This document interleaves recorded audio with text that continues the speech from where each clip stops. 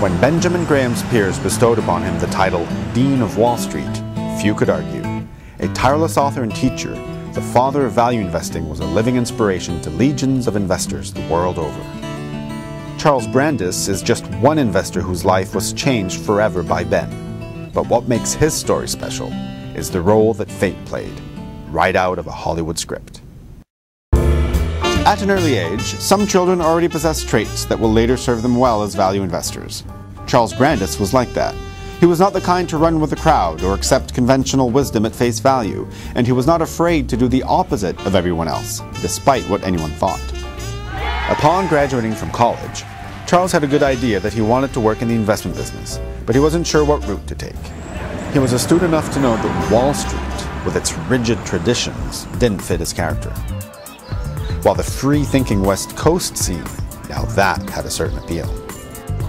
So Charles took a job as a stockbroker in San Diego, California, where among his duties, he was expected to take a turn at the front desk, greeting and assisting anyone who walked in wanting to buy stocks.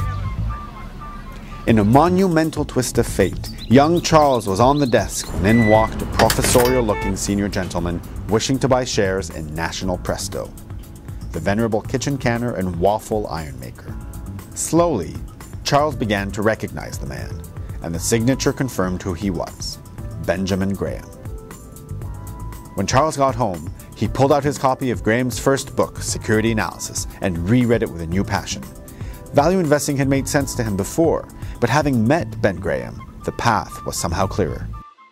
But first, Charles had a lot of questions for Ben, and luckily, he knew where to find him. Charles fondly remembers his meetings with Ben and their long discussions about investing. And the more they talked, the more it became clear that for Charles to do value investing the way it's meant to be done, he would have to free himself from the constraints of short-term profit-making and be insulated from widespread hot dot mentality. He couldn't do that within just any existing investment firm. So in 1974, he took the plunge and went out on his own. One of Charles's most prized possessions is a letter from Ben wishing him well, but lamenting the failing health that would prevent him from attending the ribbon cutting. Naturally, I am complimented that the new firm will be operated along Graham principles.